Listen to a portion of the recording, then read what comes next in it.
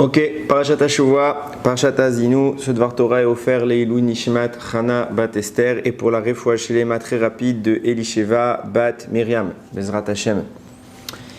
Alors, on arrive à l'avant-dernière Parashat de la Torah et elle fait la jonction entre Kippour et Sukkot. On va un tout petit peu parler de Sukkot d'une dimension de la Soukha.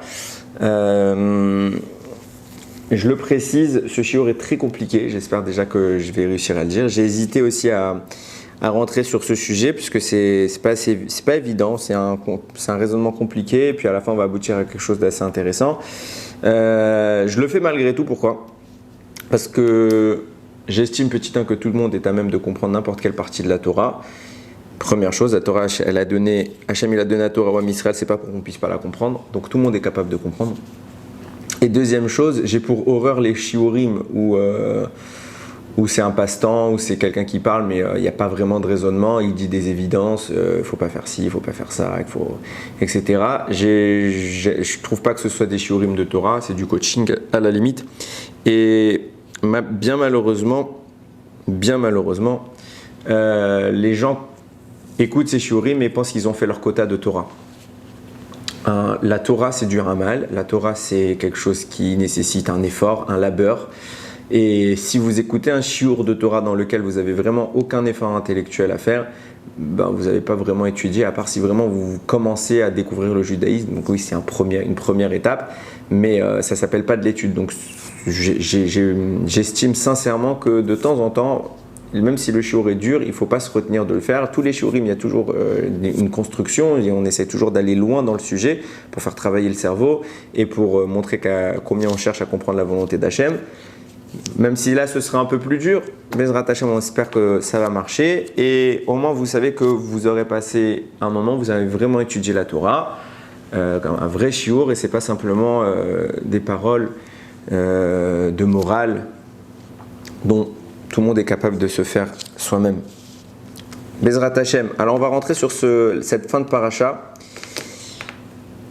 Donc Moshe dans cette paracha il va faire une shira. Une shira, donc il va chanter un chant pour le Ham Israël. Mais cette shira est quelque part terrifiante parce qu'elle retrace un peu toute l'histoire depuis le début. Et elle contient des annonces prophétiques de ce qui va se passer à la fin des temps. Pas nécessairement à la fin des temps, mais qui va se passer à la suite du départ de Moshe. Donc Moshe annonce, et dans plein d'endroits, les Chachamim vont ça signifie la destruction du temple, ça signifie quand il va se passer ça, C'est pas les parties les plus belles de notre histoire, c'est au contraire, généralement, c'est les sanctions qu'on a prises pour nos fautes. Donc, cette shira a un côté, comme je le disais, terrifiant, et en conclusion, Moshe maintenant s'apprête à partir, comme je le disais, sur les dernières parachutes, on fait que de le répéter, Moshe s'apprête à partir, il va partir dans la dernière paracha, les derniers mots de la Torah. Et là, il écrit Vayavo Moshe, donc Moshe vient de finir son chant, Vaïdaber et kol divrei ashira azot beoznaam, donc il a dit c'est toutes les paroles de ce chant-là aux oreilles du peuple. Hu vehoshea bin nun, lui et Hoshea bin nun. Et vous l'avez sans doute tout de suite remarqué, c'est pas le bon nom. Hoshea bin Nun, c'est pas le vrai nom. Pourquoi ? Parce que ce nom-là a disparu. À la base, c'était le nom original. Ok, donc Yehoshua, quand il est né, il s'appelait Hoshea. Maintenant, Parashat Shelach, quand Moshe Rabbeinu va envoyer les explorateurs, la Torah précise, donc les explorateurs qui vont être chargés de visiter la terre d'Israël pour en faire le compte rendu au peuple. Il a écrit ça tout de suite sur ce sujet-là. Et les Shemot Anashim Asher Shelach Moshe LaTorah Haaretz. Voici les noms des hommes que Moshe a envoyés pour explorer la terre. Vaikra Moshe le Hoshea bin Nun. Et Moshe a renommé Hoshea bin Nun. Vous voyez bien qu'il s'appelait à la base Hoshea. Il l'a renommé Yehoshua. Il lui a rajouté un Yud. Rashi commente. Il a prié que le nom Yud-Ke Hoshiacha. Le nom d'Hachem, Yud-Ke, te sauvera du complot des explorateurs. Parce que Moshe sentait qu'il y allait y avoir quelque chose il y a un danger là-bas. Et on va comprendre aussi c'est quoi ce danger peut-être. Et Moshe prie pour son élève, il lui apporte un soutien, il lui dit que Yud-Ke, un des noms d'Akadosh Baruch Hu, te protège, t'assiste durant tout ton voyage, que tu reviennes et que tu ne fasses pas de Avera. À partir de cet instant-là, le nom Hoshea disparaît. puisqu'il est renommé Yehoshua. Donc à chaque fois que la Torah parle de l'élève de Moshe Rabbeinu, on l'appellera Yehoshua. Jusqu'à maintenant, c'est comme ça que ça se passe. Et pourtant, on arrive à la fin de la Torah, et voilà que ressurgit Hoshea. Le Yud s'en va. Le Yud que Moshe a rajouté est à nouveau retiré. Alors Rashi apporte une explication, ça veut laisser témoigner de la modestie de Yehoshua. Ok, c'est une explication. On va rentrer dans un sujet un peu plus compliqué, comme je le disais tout à l'heure, et essayer de comprendre ce qui est en train de se passer. Déjà, première des choses, c'est quoi ce nom que Moshe a utilisé pour prier? Il y a, on le sait, ce nom-là, c'est que les 2 premières lettres du nom d'Hachem. Alors il existe, je ne dis pas qu'il n'existe pas. Mais le nom d'Hachem, c'est Yud Ke Vav Ke. Et là, il y a Yud Ke. Il manque le Vav et le He. Alors, on voit ça même dans d'autres psukim, quand on va dire par exemple un qui est très connu, qui est Beka Hachem Tzor Olamim, parce qu'avec le nom Yud et He, Hachem il a créé les mondes. Or, nous on sait, c'est intéressant, je ne l'ai pas dit dans le Dvar Torah, que c'est Yud Ke Vav Ke qui a créé le monde. Quand vous lisez un peu les textes du Harizal, Yud Ke Vav Ke il est partout. C'est toute la structure, tout le schéma du monde, c'est Yud Ke Vav Ke. Il est dans toutes les strates de la création, dans toutes les couches, les sous-couches, tout est basé sur ce nom. Donc comment on peut dire que Yud Ke a créé le monde? C'est une question, je pense que vous allez pouvoir répondre de vous-même, je ne vais pas nécessairement y revenir, mais vous allez pouvoir répondre de vous-même à la fin du shiur. Donc qu'est-ce qui se passe pour que Moshe Rabbeinu, quitte à prier Dieu, dit qu'Hachem, Yud Ke Vav Ke, te sauve du complot des Méringues? Non, il a dit Yud Ke. Première des choses. Deuxième des choses, pourquoi le nom de Hoshea est devenu Yehoshua? C'est parce que justement, Hoshea, et Moshe il a dit Yud Ke, vienne et te protège. Donc il a incorporé ce nom dans le nom de Yehoshua. Donc au final, ça a rajouté un Yud parce qu'il y avait déjà un He. Mais ce qui est intéressant, c'est qu'en réalité, le nom qui a été utilisé, c'est Yud Ke. Donc il faudrait, dans la logique, dans la pure logique, il y a déjà un He, il faudrait rajouter un Yud pour le Yud de Yud Ke et un deuxième He quelque part pour que ça fasse bien le Yud Ke qui est incorporé dans Yehoshua. Et puisque Moshe estime que c'est ce nom qui doit être utilisé pour soutenir Yehoshua, il faudrait le retrouver intégralement. Or, il n'y a que le Yud qui est rajouté. Pourquoi pas le He? Alors sur ça, il y a une explication intéressante du Chida qui se base sur la Gemara. La Gemara elle rapporte comme ça dans le traité Arachin. Quand vous savez que après le premier exil, sous l'égide de Ezra, les Bnei Israël vont revenir en Eretz Israël, à l'époque perse, pour retourner chez eux et pour bâtir le deuxième temple. À ce moment-là, la Torah va dire, c'est écrit comme ça dans Nehemia, Vayesu kol ha'ka'al hashavim min hashevi Sukkot. Tout le peuple qui revenait on va dire de l'exil, même si Shevi c'est pas nécessairement l'exil, c'est de la captivité littéralement, qui revenaient de l'exil, ils ont fait des Sukkot. Vayeshevu ba Sukkot, ils ont résidé dans les Sukkot. Kilo asu mime Yeshua, parce qu'ils l'ont pas fait à l'époque de Yeshua, bin Nun. Ken ben Israël, ils l'ont pas fait Adayoma jusqu'à aujourd'hui. Adayoma pardon. Vatei simcha gedola meod, et c'était donc une grande joie pour le peuple. Donc la Torah nous dit, première des choses, jusqu'à Ezra, on n'a pas fait de Sukkot. Ça veut dire quoi?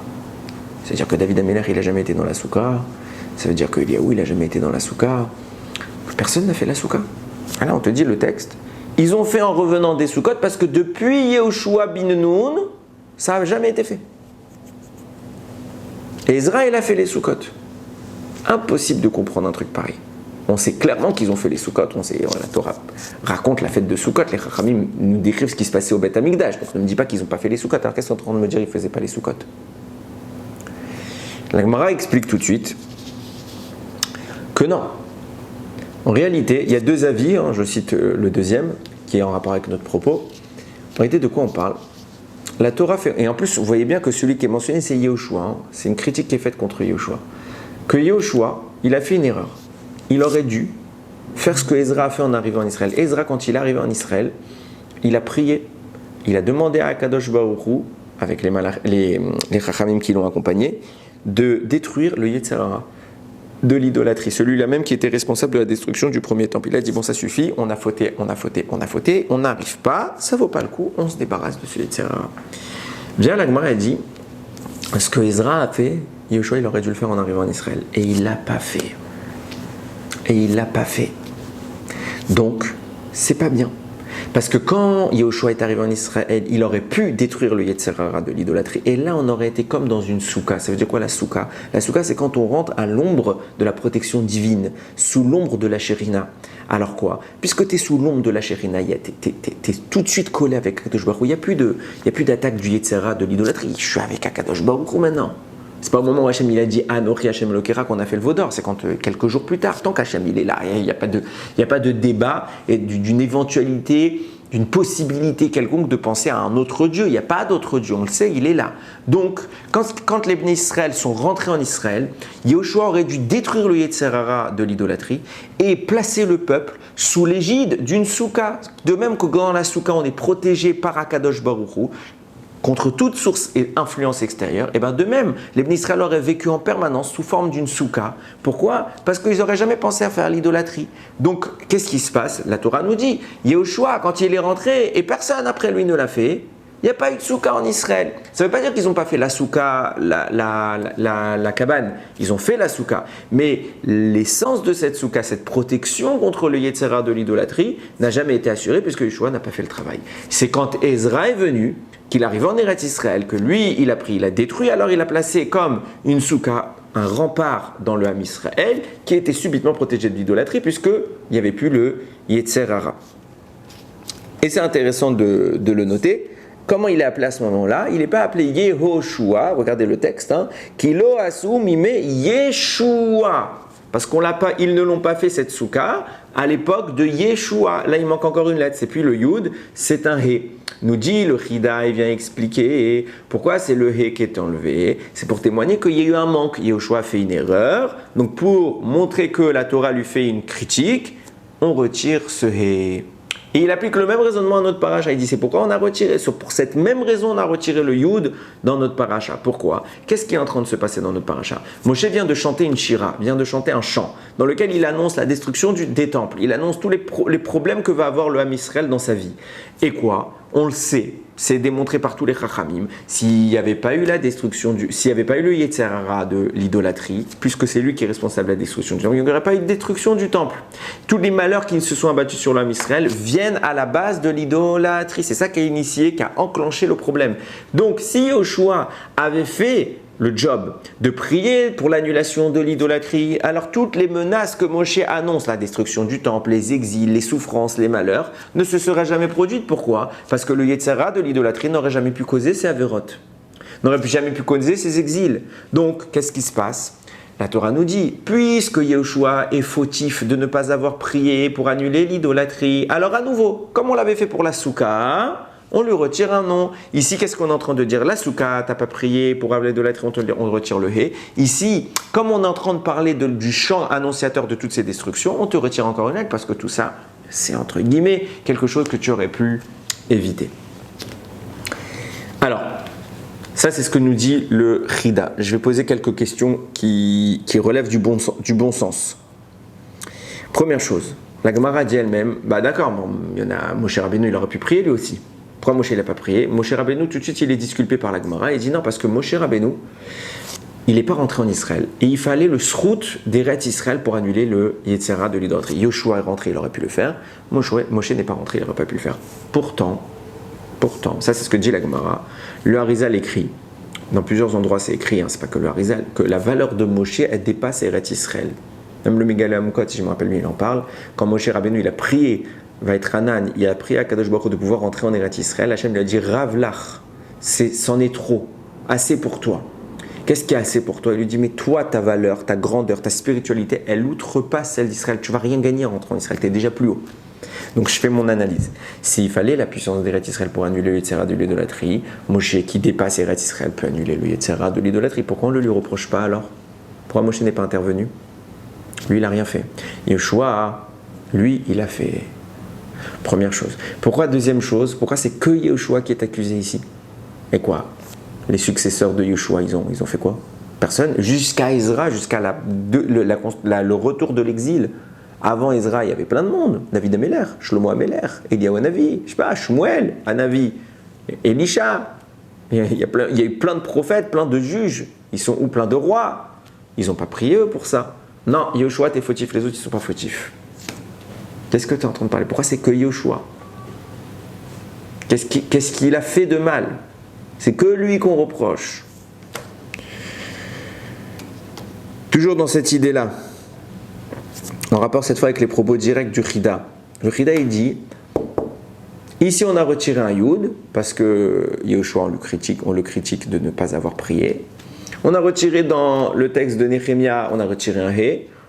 Bon, alors que le Yud soit retiré, je comprends. Pourquoi? Parce que c'est pas la vraie lettre du nom de Yoshua. Donc quelque part, il s'appelait Oshia, on lui retire le Nun pour lui dire, le Yud pour lui dire, on t'avait rajouté un nom pour témoigner de ta grandeur, t'as pas utilisé ta grandeur, on te punit. Bon, d'accord. Mais la deuxième fois dans le texte de Néhémia, c'est un He qui est retiré. C'est Yeshua. Dans notre paracha, c'est Yud, ça se comprend, mais dans le texte de Néhémia, c'est un He. Le He, c'est la lettre constitutive de son nom. Quitte à retirer une lettre, tu l'as déjà fait en plus dans notre paracha, tu as retiré le Yud qui était cohérent. Ce Yud ne fait pas partie de ton nom. On te le retire, c'est un vrai témoignage. Mais maintenant, en te retirant le He, ça n'a pas de sens, c'est ton vrai nom, ça. C'est ton nom d'origine, on ne peut pas te changer ton nom d'origine. Qu'est-ce que ça veut dire? Pourquoi tu n'as pas retiré le Yud? Pourquoi tu changes une fois l'un, une fois l'autre? Troisième point, et ça fait beaucoup de questions, mais il faut que je les pose parce que je vous ai dit, c'est pas évident, mais c'est des questions qui sont importantes à poser. Le Chida, il est en train de nous dire quoi? Il est en train de nous dire, dans notre paracha, on a retiré le nom, le Yud de Yoshua, parce que s'il avait prié en entrant en Israël, alors tous les malheurs annoncés dans Haazinu ne se seraient pas produits. Je ne comprends pas quelque chose. Il est rentré là en Israël, au moment où la Torah nous parle là. Maintenant, notre paracha va à Haazinu. Il est encore dans le désert, il est encore l'élève de Moshe Rabbeinu. Il n'a pas encore pris le pouvoir. Il n'a pas encore conquis le pays. Comment tu veux qu'il prie? On lui reproche qu'il ne va pas prier, mais il ne peut pas prier. Quand on parle d'un Néhémia, c'est bien après la mort de Yoshua, il n'a pas prié, c'est inconstant, on peut dire oui, tu n'as pas prié, on t'accuse. Mais dans notre paracha à nous, qu'il n'a pas encore eu l'occasion de prier, pourquoi tu le punis déjà? Déjà tu retires le Yud. Quoi, il est déjà coupable? Coupable d'avoir fait quoi? Il n'a rien fait là encore. Il est coupable dans le futur, il ne va pas faire. Mais là, il n'a rien à faire. Alors qu'est-ce que ça veut dire que déjà tu le retires le He? Donc ça fait beaucoup de questions. On va essayer de pénétrer ce sujet, vous allez voir, c'est passionnant. Alors, pour revenir à ce nom, Yud-Ke, c'est pas la première fois qu'il apparaît dans la Torah, je l'ai déjà dit, il apparaît dans d'autres endroits, mais la première mention flagrante et qui vraiment nous parle, c'est à l'époque de Amalek. Donc je rappelle que lorsqu'on est sorti d'Égypte, on était en direction vers le Har Sinaï et sans raison apparente, on ne connaît pas ce peuple de façon subite et cruelle. Amalek surgit et il nous attaque. Il nous attaque, ça fait Moshe demande à Yoshua de prendre les armes, de lever une armée et d'aller combattre l'ennemi. On va sortir victorieux de cet affrontement. Seulement, la Torah dit, Hachem demande, Zachor et Asher Asalecha. Amalek, tu dois te souvenir de ce que Amalek t'a fait et il faut supprimer Amalek de la surface de la terre. On va expliquer à plusieurs reprises dans les écrits de Chazal que Amalek c'est le substrat du mal, c'est l'ennemi mortel du Ham Israël. Et la Torah va nous dire, Vayomer, Hachem y parle, il dit, Ki yad al-kes ya. Il y a une main sur le trône de Yud-Ke. Milchama l'Hachem ba'Amalek, midordor, une guerre d'Hachem contre Amalek de génération en génération. Et Rashi tout de suite commande, on voit qu'il y a deux fautes d'orthographe dans ce texte. Le trône qu'on a appelé ici Kes se dit Kissé avec un Aleph. Tandis que le nom d'Hachem qui est Yud-Ke, il manque un Vav et un He. Le nom d'Hachem, je l'ai déjà dit tout à l'heure, c'est Yud-Ke, Vav-Ke. Alors pourquoi ici il n'y a que les deux premières lettres du nom? Et Rashi nous explique, Amalek a tellement obstrué le Ham Israël, a tellement réussi à influencer, à impacter la spiritualité du Ham Israël que subitement notre perception du divin est atteinte. On n'arrive plus à concevoir Dieu dans sa pleine expression, on n'arrive plus à concevoir Dieu dans sa grandeur initiale. Et donc le trône d'Hachem, il est distant, on ne le voit pas entier. Le nom d'Hachem est distant, on ne le voit pas entier. On ne voit qu'une partie, on ne voit qu'une première dimension. C'est pour ça qu'Hachem retire un Aleph de son trône pour dire mon trône n'est plus complet. pour ça qu'il retire le vav et le he de son nom pour dire mon nom n'est plus complet. Tant qu'Amalek existe, mon nom n'est plus complet, mon trône n'est plus complet. Donc on voit que l'impact d'Amalek a engendré une brisure, a fissuré notre réalité. On était, Rachid compare ça à une marmite d'eau bouillante, on était quelque chose de brûlant, personne ne pouvait s'approcher de nous. Amalek a plongé dans la marmite, il s'est brûlé, mais il a refroidi la marmite. Voilà ce qu'a fait Amalek, il a réussi à refroidir l'ardeur du Ham Israël dans sa gdoucha, dans sa grandeur, dans sa perception de Dieu. Amalek est parvenu à réduire le niveau. Et alors, Rabbeinu Bechaye, il va aborder un raisonnement intéressant.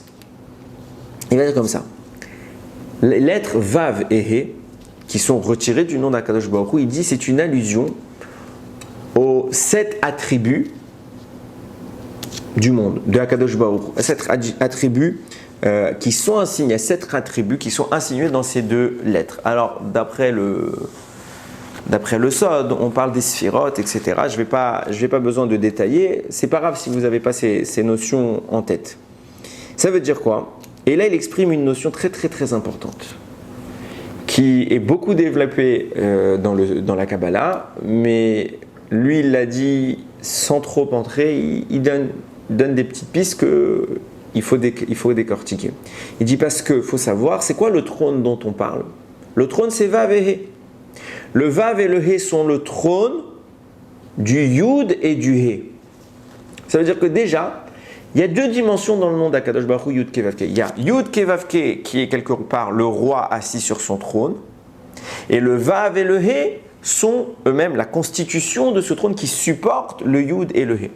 Donc on voit quoi? Et de toute façon ça fait sens, les premières lettres sont plus importantes que les dernières lettres. Les 2 premières lettres sont constitutives, les 2 dernières lettres sont un support. Et c'est intéressant. Pourquoi c'est intéressant? Il parle des 7 attributs qui constituent le trône, le Vav et le He, du Yud et du He. Ça constitue le trône du Yud et du He. Et ce trône-là, il s'appelle ici, il n'est plus appelé Kissé avec un Aleph, il est appelé Kes, Kaf, Samer. C'est intéressant de porter l'idée jusqu'au bout.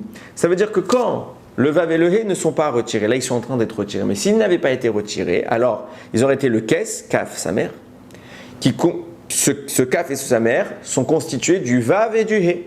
Ça veut dire que le trône, Kes c'est le titre, mais l'élément, la pierre de construction, c'est Vav et He. Si vous prenez toutes ces lettres, Samer, Kaf et Vav et He, vous les mettez dans l'ordre, ça vous fait quel mot? Souka. La Souka, c'est quoi? C'est l'endroit d'expression du trône d'Akadosh Baruch Hu. Quand on rentre dans la Souka, on fait asseoir Hachem dans le monde. C'est pour ça que Rabbeinu Bechaye continue. Et c'est pas mes mots, c'est les siens. Il dit, on sait qu'il y avait 7 nuées qui entouraient le Ham Israël et qui entourent également le trône d'Akadosh Baruch Hu. Et pourquoi le trône est appelé Kaf Samer, Kes? Parce que si les Bnei Israël faisaient Torah ou Mitzvot, alors les nuées faisaient la forme d'un Kaf. Ça veut dire quoi? Un Kaf, c'est une sorte de cercle ouvert qui laissait une sortie. Ça veut dire qu'Akadosh Baruch Hu était heureux d'eux. Il leur laissait voir l'extérieur. Ils étaient protégés, que ce soit fermé, que ce soit dévoilé ou pas. Tout était parfaitement sous contrôle. Alors Hachem leur laissait une sortie. Ils étaient malgré tout protégés. Par contre, lorsqu'ils ne faisaient pas Torah Mitzvot, alors les nuées faisaient la forme d'un samer, donc un rond parfait, qui les entourait et les empêchait complètement de voir le monde extérieur, parce qu'il fallait quelque part, c'est moi qui explique comme ça, il fallait quelque part qu'on se recentre sur nous-mêmes pour pouvoir affronter l'extérieur. Quand on a fait Torah Mitzvot, on est un kaf ouvert vers l'extérieur. Quand on ne fait pas Torah Mitzvot, on est un samer fermé. Et c'est peut-être ce qu'on essaye ici de dire, que quand Akadosh Baruch Hu, il leur dit, à la base, quand il y a mon trône, il y a le Kaf et le Samer, il s'exprime, permettant la résidence du Vav et du He dans ce monde. Il y a la Souka d'Akadosh Baruch Hu. Et la Souka, c'est quoi? C'est ce qui fait descendre la Shekhinah sur terre. Puisque on est dans la Souka, on est sous l'ombre de la Shekhinah. C'est l'expression du Zohar dont je parle. Donc, sur cette base,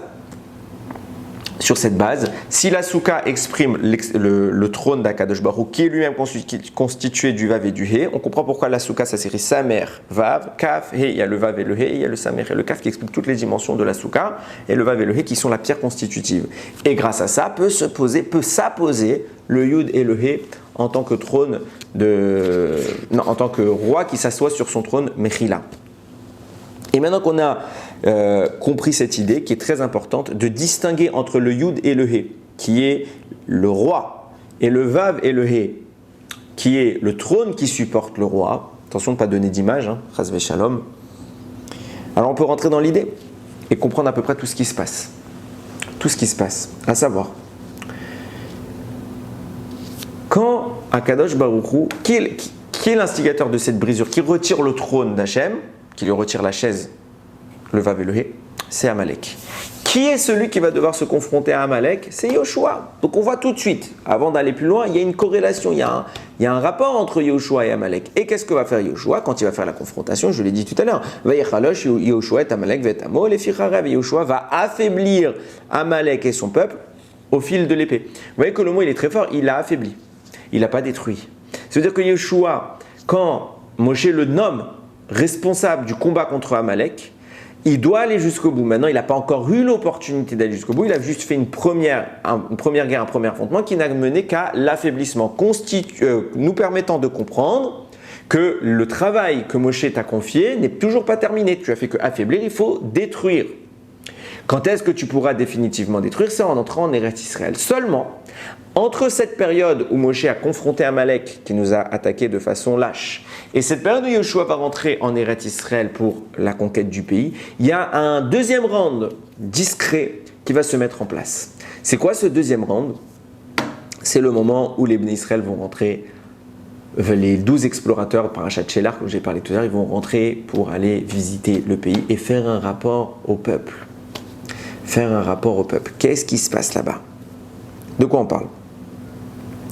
Le Sfat Emet, à plusieurs reprises, dans les commentaires qu'il va faire sur Parashat Zachor, dans les commentaires qu'il va faire sur la fête de Purim, va évoquer l'idée, comme je l'ai dit tout à l'heure au nom de Rashi, que Amalek a refroidi le peuple juif. Asher karcha baderer, il t'a rencontré dans le chemin, mais karcha, Rashi dit, ça peut dire aussi le mot froid. Il t'a refroidi, il a refroidi ton ardeur.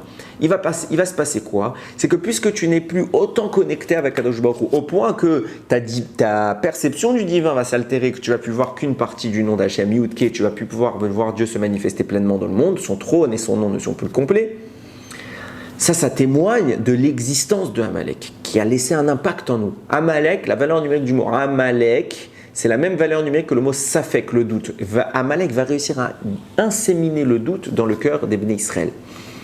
Et ce doute-là, qui va germer, même si on ne s'en rend pas compte, c'est comme une petite bactérie qui rentre toute seule et qui va se multiplier à l'intérieur de l'organisme. Ce doute-là va être constitutif de la faute du veau d'or. S'il n'y avait pas eu Amalek, pas de veau d'or, nous dit le Sfat Emet. Quelle est la source? Où est-ce qu'elle a pris racine, cette avéra du veau d'or? Dans le petit refroidissement qu'a réussi à faire Amalek, il va germer au point de grossir et donner le veau d'or. La première avoda zara faite collectivement par le Ham Israël, c'est le veau d'or. À qui la faute? À Amalek. C'est pour ça qu'un deuxième round va se jouer. Pourquoi? Regardez comme c'est fort. C'est pas moi qui parle, c'est Rashi. Quand on connaît l'histoire, Yehoshua va rentrer en Israël avec les 11 explorateurs qui l'accompagnent. Ils vont revenir, ils vont fauter, sauf Yehoshua et Kalev, ils vont dire la vérité, les autres vont mentir. Conséquence de ça, une punition va être prononcée contre l'homme Israël, vous allez errer 40 ans dans le désert. Rashi tout de suite, il dit, Jamais il est sympa, parce que 40 ans, ça aurait dû être quoi? À partir du moment de la faute. Or, quand on fait le compte, on voit que ça n'a pas été à partir du moment de la faute. Ça a été compté depuis la sortie d'Égypte. Depuis la sortie d'Égypte. Ça veut dire que quoi? C'est-à-dire que l'année en cours, là on est dans la première année, l'année en cours est comptée comme une année complète. C'est-à-dire qu'en réalité, ils ne vont pas errer 39 ans à partir de Shelach, 40 ans à partir de Shelach, justement, j'ai dit la réponse, ils vont errer 39 ans à partir de Shelach. Ce qui s'est passé avant, on le compte comme une année. Comment ça se fait? Tu ne peux pas considérer qu'ils ont été punis à ce moment-là. Il n'y a pas eu de faute. Réponse si. Rashi dit, il y a eu une faute. C'est quoi le veau d'or? Et Rashi explique, l'idée avait germé dans l'esprit d'Akadosh Baruch Hu de les punir de 40 ans d'errance dans le désert depuis le veau d'or. Seulement, il a attendu que la coupe soit pleine. Et quand est-ce que la coupe a été pleine? Au moment d'entrer en exploration et de mal parler sur Eretz Israël. Là, ça a dépassé le vase, et là, Hachem a donné les 40 ans. Mais ce n'est pas la punition de l'exploration dont on parle. Ce dont on parle ici, c'est la punition du veau d'or. Et ce qui s'est passé ici, c'est l'exploration. Et Rachidé montre, il dit, il y a écrit que vous allez être puni pour les fautes, alors que normalement ça aurait dû être la faute. C'est quoi les fautes? Il y a une deuxième faute, c'est le veau d'or. Ok, on voit que quoi? On voit que le veau d'or, l'exploration, c'est la même chose, puisque c'est la même punition qui revient. Et ça veut dire quoi? Ça veut dire qu'en fait, en réalité, depuis le début, Akadosh Baruch Hu ne voulait pas qu'ils entrent en Israël, mais il leur a donné une chance. Ça veut dire que l'entrée de Yehoshua et des 11 autres en Eretz Israël était un moyen d'outrepasser le décret. Il y avait un décret qui planait sur eux, mais s'ils entraient en Eretz Israël et s'ils sortaient victorieux de cette épreuve, alors on aurait pu rentrer et avoir construit le Beth Amikdash avec Moshe. Pourquoi? Parce que c'est exactement ce qu'on est en train de dire. Amalek, c'est le doute.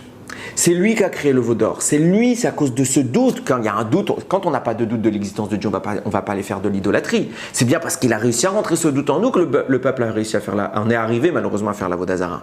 Maintenant, qu'est-ce qui se passe? Puisque le doute est présent, on ne peut pas rentrer en Israël. C'est ça que Moshe Rabbeinu lui dit. C'est pour ça qu'il veut envoyer des explorateurs. Il dit, on va envoyer des explorateurs dont le rôle va être de supprimer les doutes du Ham Israël. Ils vont revenir. Ils vont dire combien la terre est belle, combien la terre est grande, combien ce Kadosh Baruch Hu nous a promis c'est vrai. Zavatra la vache, combien Israël c'est puissant. Et quand ils vont venir, ils vont témoigner de cette beauté suprême du pays. Alors le doute qui est présent dans le cœur des Bnei Israël va être éradiqué. Et en ce sens, ça annulera la faute du veau d'or. C'est une deuxième chance qu'Akadosh Baruch Hu nous accorde ici.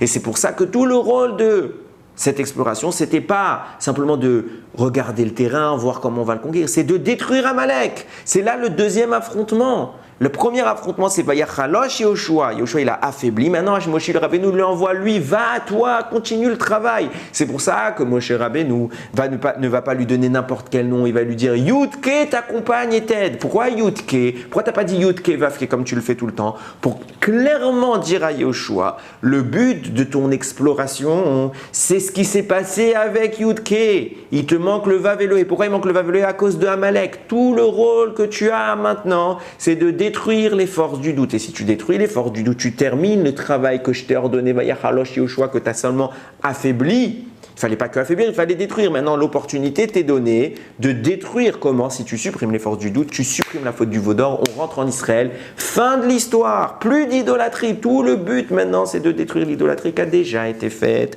En ce sens, on commence à comprendre. Que quoi? Que Yehoshua, il est déjà coupable. Parce que même si ce n'est pas de sa faute ce qui se passe, parce que lui va dire la vérité, mais au final, il n'a pas réussi à enlever les forces du doute.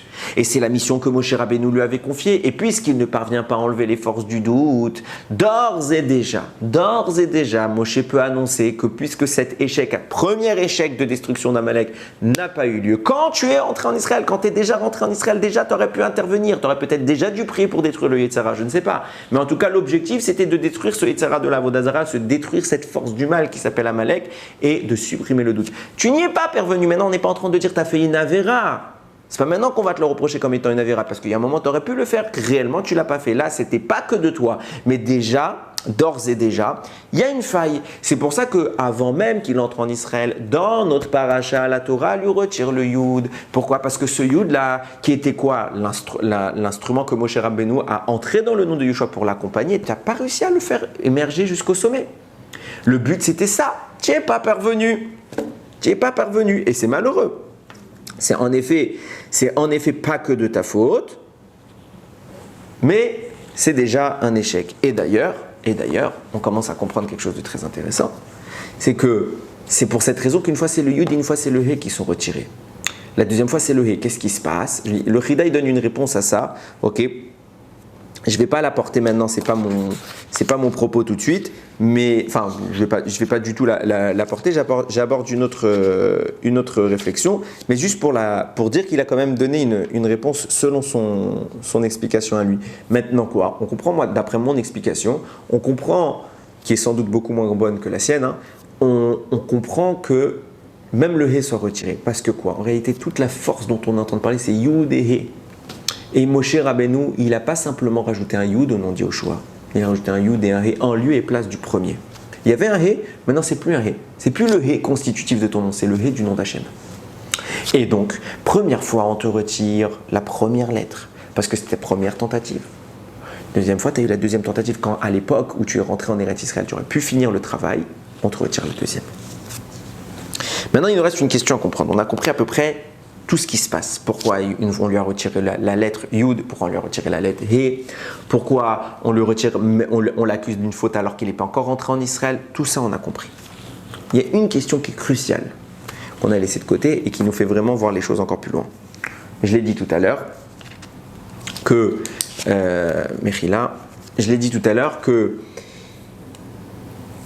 Moshe aurait pu lui aussi prier. Il a confié ce rôle à Yahushua. Pourquoi il n'a pas prié lui? Ah, il n'a pas Eretz Israël. Mais on voit qu'il dépassait Eretz Israël. Il pouvait prier. En d'autres mots, le Harizal nous explique qu'il pouvait prier. Pourquoi il ne le fait pas? Alors pour comprendre ça, il faut comprendre l'impact de la faute sur le peuple, le rôle de Moshe et quel était l'objectif d'origine. Parce que, qu'est-ce qui s'est passé au moment de la faute? On a régressé. On était au stade où le nom d'Hachem était complet. Le trône d'Hachem était complet. C'était Kissé et c'était Yudke Vavke, c'était pas Kes et Yudke. Donc, c'était quoi ce qui allait se passer après? On voit bien que le monde n'est pas fini. Il y a encore des projets qui s'annoncent. Matan Torah à ce moment-là. Amalek intervient avant Matan Torah, donc il y a Matan Torah qui arrive. Il y a la conquête d'Eretz Israël, il y a la construction du Beth Amikdash. Donc on voit qu'il y a des étapes encore, il y a un niveau plus haut. Ça veut dire qu'il s'est passé quoi? Il s'est passé qu'il y avait encore quelque chose à atteindre qu'on n'avait pas encore atteint, qu'on s'acheminait vers. Et il s'est passé qu'au lieu de progresser, on a régressé. Et donc le nom d'Hachem a été brisé. Mais ça veut dire quoi? Ça veut dire que le nom d'Hachem, quand il était au moment avant Amalek, il était déjà complet. Donc c'était quoi l'impact suivant? Il allait se passer quoi? Il y a encore un niveau à atteindre. C'est quoi ce niveau? Et c'est ça que je disais tout à l'heure, ça allait être très compliqué. Alors il faut bien avoir les choses en tête. La Torah rapporte que, c'est les mots de la Gemara, si les Bnei Israël avaient respecté le premier Shabbat de leur sortie d'Égypte, de l'histoire, alors jamais aucune nation n'aurait pu s'en prendre à eux. Mais comme ils ne l'ont pas fait, ils ont transgressé à ce moment-là, alors on a eu tout ce qui nous est arrivé. Je prouve dans les psukim, écrit comme ça, Vayi Bayom Hashevi, donc on vient de recevoir maintenant la manne, c'est le premier Shabbat. Voici que le 7e jour, Yatseu min ha'am lilkot, ils sont sortis pour récolter. Velo matzeu, et ils n'ont pas trouvé. Parce qu'Hachem il avait dit, je donnerai le double de ration le 6e jour, comme ça vous n'avez pas besoin de sortir le 7e jour. Les Bnei Israël transgressent Shabbat, ils sont sortis ils n'ont pas eu confiance en Akadosh Baruch Hu, et donc ils sont punis tout de suite. Quelques psukim plus loin, il y a écrit, va y avoir Amalek. C'est dans Parashat Vaishlar tout ça. Hein. Il écrit, va y avoir Amalek. Amalek vient et il nous attaque. De là, la Gemara dit, s'ils avaient respecté ce premier Shabbat, on voit que la conséquence de la transgression de Shabbat, c'était Amalek. S'ils avaient respecté ce Shabbat, alors il n'y aurait pas eu Amalek. Point. On était tranquille. Dans la même suite d'idées, la Gemara dit, si le Ham Israël respecte 2 Shabbatot consécutifs, alors Mashiach revient. Alors qu'est-ce que ça veut dire? On voit que le Shabbat est quelque part une protection pour l'homme Israël et il est une construction. Ça veut dire qu'on va, par le Shabbat, on va arriver à une dimension. Si jamais on n'avait pas fait cette erreur, ce Shabbat-là, on aurait atteint le niveau de protection ultime définitif. Et donc on n'a pas fait, donc au lieu de progresser, on a encore une fois régressé. Qu'est-ce que c'est que cette histoire? Alors c'est un chidouche, parce qu'il m'est vraiment personnel, que j'avais déjà dit il y a un petit moment. Je vais revenir dessus, on va aller encore plus loin. Parce que j'ai eu une confirmation, entre guillemets, de l'idée, et on va voir que c'est encore plus profond que ça. Donc je rappelle ce que j'avais dit à l'époque. Donc il y a cette idée que si on fait 2 Shabbats consécutifs, Mashiach arrive. Pourquoi? Alors la Gemara rapporte que le Shabbat c'est plein à Kadosh Baruch Hu, parce que vous savez qu'il y a 7 jours dans la semaine, et tous les jours sont en zoug, donc ils sont en paire. Yom Rishon, dimanche, Yom Sheni, lundi. Ils sont ensemble, ils sont mariés entre guillemets. Shlishi, Revi, mardi, mercredi, Chamishi, Shishi, jeudi, vendredi. Et Shabbat, il est seul. Donc il est venu se plaindre, tu as créé tout en double et moi tu me crées tout seul. Il me dit, t'inquiète pas, Knesset Israël, les Bnei Israël, ce sera ton zivoug. Ce sera ton conjoint. Et là-bas, la Gemara rapporte Non, c'est pas au même endroit, je suis pas sûr que ce soit au même endroit, c'est dans traité Shabbat, et là c'était dans traité. Non, c'était un Midrash, ce que je viens de dire, c'était même pas une Gemara Mechila. La Gemara Masechet Shabbat, elle rapporte toute maison qui respecte le Shabbat, le feu ne peut pas prendre chez elle. Attention, ça ne veut pas dire que si quelqu'un ne fait pas Shabbat, alors sa maison va brûler. Non, ça veut dire que le Shabbat protège. Il met une shmira, il apporte une protection contre les flammes. Qu'est-ce que veut dire cette phrase? Alors le Ben Yishraï, le Ben Yehoyada, il amène une explication un peu sympathique. La Gemara rapporte que tout couple, lorsqu'un homme et une femme, ils sont méritants, alors la Shekhinah réside parmi eux. Et quand ils ne sont pas méritants, c'est le feu qui réside parmi eux. Rashi explique c'est quoi le feu, la Shekhinah, pourquoi l'un et l'autre. Ben, c'est très simple. Un homme en hébreu se dit Ish, Aleph, Yud, Shin. Une femme en hébreu se dit Isha, Aleph, Shin, He. Si vous êtes méritant, alors il y a la Shekhinah qui vient. C'est quoi la Shekhinah? Yud, He. Donc dans l'homme, il y a le Yud, Ish, Aleph, Yud, Shin. Et chez la femme, il y a le He, Aleph, Shin, He. Par contre, si vous n'êtes pas méritant, la Shekhinah s'en va. Et si dans le mot Ish, vous enlevez la lettre Yud, ça vous fait Esh, le feu. Et si dans le mot Isha, vous enlevez la lettre He, ça vous fait encore Esh, le feu. Donc quand vous faites Torah Mitzvot, Hachem fait résider le Yud et le He, détruisant le feu. Quand vous ne faites pas Torah Mitzvot, alors il y a le feu, Chas v'Shalom, entre un mari et son épouse. Bien, le Ben Yishraï dit, puisque le Ham Israël, c'est le conjoint, c'est l'époux du Shabbat, alors c'est un couple. L'un est appelé Ish, l'autre est appelé Isha. C'est pour ça que si on respecte le Shabbat, ça veut dire que si Israël respecte son conjoint qui est le Shabbat, et on est donc méritant. Alors il y a la Shekhinah qui réside parmi nous, mais si on ne respecte pas le Shabbat, donc on n'est pas méritant, la Shekhinah se retire et il ne reste que les flammes. C'est pour ça que dans une maison où il n'y a pas le Shabbat, les flammes peuvent entrer. Ça ne veut pas dire qu'il y a des flammes, ça peut rentrer. Ça veut dire quoi? Quand on fait Shabbat, retenez bien, quand on fait Shabbat, il y a le Yud et le He du couple, il y a la Shekhinah. Le Zohar, il dit, c'est un Zohar que j'aime bien citer sur Kohelet, c'est l'Or HaChaim aussi qui le rapporte, il dit comme ça. L'Or HaChaim pose la question, qui est Mashiach? Et il répond, c'est Moshe, Mashiach. Comment ça c'est Moshe? Réponse dans Kohelet, Mashehaya ou Sheyiye. Kohelet, Shlomo Amelech nous écrit, ce qu'il y avait, c'est ce qu'il y aura. C'est quoi qu'il y avait? C'est la manière dont on est sorti d'Égypte, c'est ce qu'il y aura à la fin des temps. Ah, comment on est sorti d'Égypte? Par Moshe. C'est pour ça que les initiales de la phrase, Ma, Shehaya, Hu, Mem, Shin, He. Ma, Mem, Shehaya, Shin, Hu, He. Mem, Shin, He, Moshe, Ma, Shehaya, ce qu'il y avait. Hu, c'est lui, Sheyiye, qui vient à la fin des temps. Moshe Rabbeinu, c'est celui qui vient de la fin des temps. Et qu'est-ce qu'on vient de dire? Écoutez bien ce qu'on vient de dire. Hu, c'est lui. Sheyiye, qui y aura, comment on écrit Yiye, Yudke, Yudke. Et alors, qu'est-ce qu'on est en train de dire? Si les Bnei Israël respectent deux Shabbat, alors Mashiach, il arrive. C'est qui arrive? C'est Moshe. Qu'est-ce qui se passe quand on respecte un Shabbat? Alors c'est un couple. Israël et le Shabbat sont un couple qui fait résider le Yud et le He dans son foyer. Donc il y a un premier Yud et He. Si tu fais un Shabbat, ça te fait Yud Ke. Si tu fais un deuxième Shabbat, ça te fait encore Yud Ke, Yud Ke, Yud Ke. Ça fait quoi? Yiye. Mashehaya, ce qu'il y avait, Hu, c'est lui. Chez Yiye qui revient à la fin des temps. Yiye, pourquoi on te dit? Parce que tu as fait deux Shabbats, ça fait Yud Ke, Yud Ke. Alors le Mashiach peut enfin s'exprimer comme le disait la Gemara. Ça, c'était le chidouche que j'avais dit à l'époque. Maintenant, on voit que quoi? La dimension de Moshe, c'est intéressant de le noter comme maintenant qu'on a cette idée. La dimension que Moshe a donnée à Yehoshua, c'est quoi? Yud et He. Et qu'est-ce que ça fait? Eh bien, la réponse est maintenant claire. Il se passe quoi? Je l'ai dit tout à l'heure, on était au stade où on s'appelait, où Hachem existait dans le monde de façon pleine, en façon Yud-Ke, Vav-Ke. Très bien. Il y avait une étape supérieure. Et si on avait fait un Shabbat, plus jamais on aurait eu d'embêtement. Plus jamais, c'était fini. Les 4 exils qu'on a connus auraient disparu. Mais on ne l'a pas fait ce Shabbat, donc on a régressé, on a perdu le Vav et le He, il reste que le Yud et le He. Très bien, Moshe Rabbeinu, il dit, il manque un Yudke. Yoshua, je te donne ce Yudke. Et quel est ton rôle?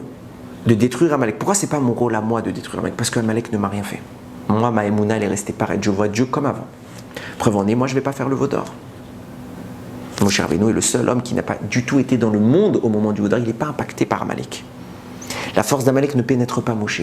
Donc maintenant, il se passe quoi? C'est un enjeu qui concerne le peuple. Moshe ne peut pas les sortir de là parce qu'il n'est pas dans la même galère qu'eux. Il ne peut pas descendre chez eux, les chercher. C'est à eux de rejoindre Moshe.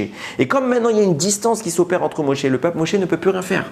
Et c'est pour ça que dès cet instant, Moshe, déjà, il savait qu'il n'entrait plus en Israël. C'est fini. Pourquoi? Parce qu'il y a des écarts. Il faut d'abord que tu rejoignes le niveau Moshe pour que, à son niveau, ensemble, vous montiez encore d'un autre niveau. Mais maintenant que vous avez reculé, les nations ont une emprise sur vous. Les 4 exils arrivent. Donc ça veut dire quoi? Ça veut dire que vous devez d'abord récupérer l'unité du nom d'Akadosh Baruch Hu et après on va monter ensemble. Comment on va monter? À un niveau où les nations, parce qu'on était déjà Yud Ke Vav Ke, si on avait fait le premier Shabbat, on serait monté au niveau où les nations ne peuvent plus nous atteindre. C'est quoi le niveau où les nations ne peuvent plus nous atteindre? C'est qu'on n'aurait pas eu les 4 exils. Ça veut dire quoi? Ça veut dire qu'il manque 4 niveaux de sainteté, puisqu'ils ont été remplacés par 4 niveaux de force du mal, 4 exils. Si on n'avait pas fait cette faute, ces 4 forces du mal, ça aurait été 4 forces du bien. Donc ça veut dire qu'on aurait été 4 niveaux au-dessus. Et si vous prenez le Yud Ke Vav Ke, valeur numérique 26, ça veut dire qu'on aurait dû monter encore 4 strates au-dessus, on serait arrivé à combien? 30. Et pourquoi il nous dit ça? Pourquoi il nous dit ça? C'est très simple. Enfin non, c'est pas très simple. Si vous ne le savez pas, vous pouvez pas le deviner. Comment ça se traduit? Le Harizal, dans le Otzrot Chaim, il en parle. Il faut savoir que, comme je l'ai dit, le nom d'Akadosh Baruch Hu, et c'est ce qu'a insinué, tout ce que je vous ai dit là, c'est ce qu'il insinue depuis le début, le Rabbeinu Bechaye. Que dans le nom d'Hachem Yud Ke Vav Ke, il faut savoir qu'il y a 2 lettres qui sont temporaires. C'est quoi? C'est le Vav et le He. C'est les lettres, comme il a dit, c'est pas Hachem, c'est le support du trône d'Hachem. Mais elles sont temporaires. Tant qu'il y a du mal dans le monde, alors il y a le Vav et le He. Mais à la fin des temps, lorsque le tikkun est complet, que les forces du mal se sont complètement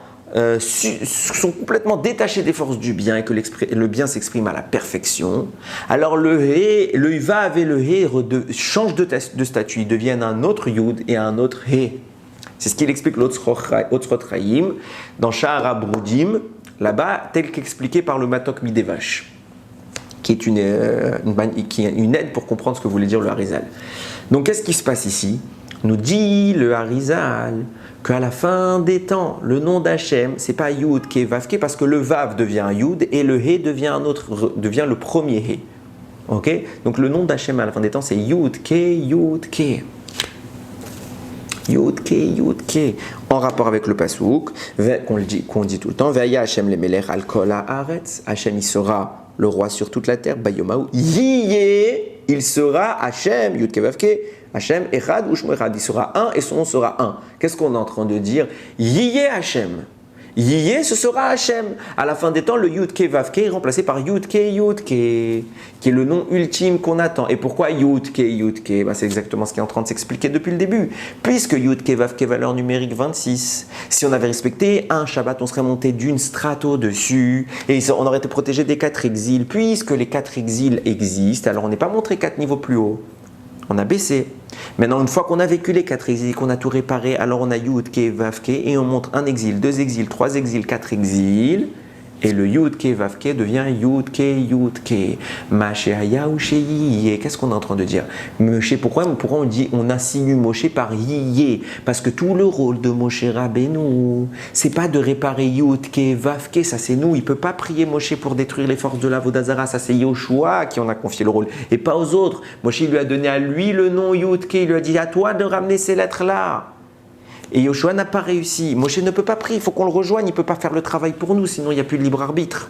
C'est à nous de faire l'effort. Et une fois qu'on a rattrapé Moshe et que toutes les forces en présence de Moshe, il n'y a plus d'ennemis. Chaque fois qu'il y a eu un ennemi face à Moshe, on a gagné, il n'y avait pas de guerre, c'était fini, c'était tchic-tchac. Okay? Donc à chaque fois qu'il y a un problème, Moshe est là pour le résoudre. Quand on est au niveau de Moshe Rabbeinu, une fois qu'on a atteint le niveau de Moshe Rabbeinu, alors on passe de Yud Ke Vav Ke à Yud Ke, le nom le plus haut. C'est exactement ce qui est en train d'être dit dans notre paracha. C'est extraordinaire. C'est extraordinaire parce que déjà ça laisse un espoir, il y a toujours mieux à atteindre. Et pour en revenir aux événements qu'on va vivre dans quelques jours, de la fête de Sukkot, c'est merveilleux. Parce que tout le rôle de la Soukha, finalement c'est ça, c'est ce que je disais tout à l'heure. La Soukha, c'est le trône qui permet la résidence d'Hachem. Donc quand on rentre dans la Soukha, quand on rentre dans la souka, on va détruire le doute qu'Amalek il a causé en nous. On va assainir notre esprit. On va assouvir on va asseoir plus précisément la royauté d'Hachem. Comment j'assois la royauté d'Hachem? Dans son trône. C'est quoi son trône? C'est la souka. C'est Kes, Kaf Samer, qui est le trône d'Hachem, avec le Vav et le He, qui est la construction du trône. On assoit Kadosh Baruch Hu dans nos esprits. On le rentre en nous. On vit en lui. Il y a une réciprocité. Et c'est extraordinaire parce qu'à ce moment-là, une fois qu'on fait cet effort de la souka, on entre dans une dimension, on rattrape Moshe Rabbeinu et alors on peut enfin envisager les 4 niveaux supérieurs. Yud Ke. Et qui exprime cette idée-là? C'est Moshe. C'est pour ça qu'il est annoncé par Yiyé. Il sera. Pas lui qui est Yud Ke. Le but de Moshe, c'est de faire résider Yud Ke dans le monde. C'est un monde dans lequel il n'y a pas de mal. Ce que je vous dis là, c'est en déguiser une notion qui vient du Sod. C'est pour ça que j'ai cité le Harizal tout à l'heure, qui parle des 4 lettres du nom d'Akadosh Baruch Hu qui caractérisent 4 mondes, dont les 2 derniers qui s'appellent Ma et Ben. C'est des supports, pour ceux qui connaissent, c'est des supports pour les 2 premiers niveaux qui s'appellent Av et Sag, qui sont les expressions du nom Yud, Ke, Vav, Ke. C'est pas grave si vous n'avez pas compris la conclusion, je le dis pour ceux qui connaissent ces sujets-là, qui comprennent et qui sachent de quoi je parle. Mais l'essence du propos, il est accessible à tout le monde et c'est toujours cette idée de dire, voilà, on a toujours des événements, on a toujours des moments qu'Akadosh Baruch Hu met en place, où il nous offre la possibilité d'atteindre un niveau inouï. On va vivre la fête de Sukkot. Moi, je suis impatient, c'est ma première fête de Sukkot que je vais vivre en Eretz Israël. Faut bien comprendre, vous n'allez pas être dans la souka pour faire des repas. La mitzvah, c'est de manger dans la souka. Je ne suis pas en train du tout de dire ça, c'est à ce moment-là que vous faites la bracha. Mais on n'est pas là pour se raconter des blagues, on n'est pas là pour passer du temps, de la légèreté. On est à la présence d'Hachem, on est en train de rebâtir le trône d'Akadosh Baruch Hu. Voilà ce qui se passe dans la souka. On bâtit son trône, on retourne à un niveau avant Amalek. Et après, on pourra envisager un niveau encore plus grand. On ne fait pas preuve de légèreté. On est dans un makom kadosh. Alors oui, je le précise. Si vous avez des invités à table qui ne sont pas aussi religieux que vous et qui ne pourront pas supporter une ambiance parfaitement sérieuse de Torah, etc., ça n'existe pas. Je vous rassure, on a le droit de rigoler dans la souka, mais de choses propres, évidemment. On a le droit d'avoir une ambiance de sibra.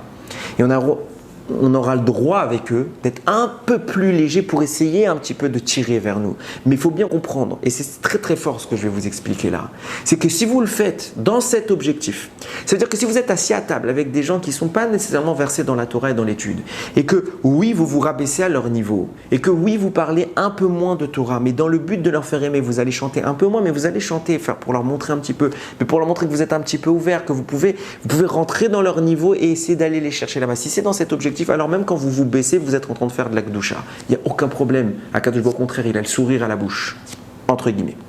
Mais il faut bien que vous ayez cette pensée-là à l'esprit.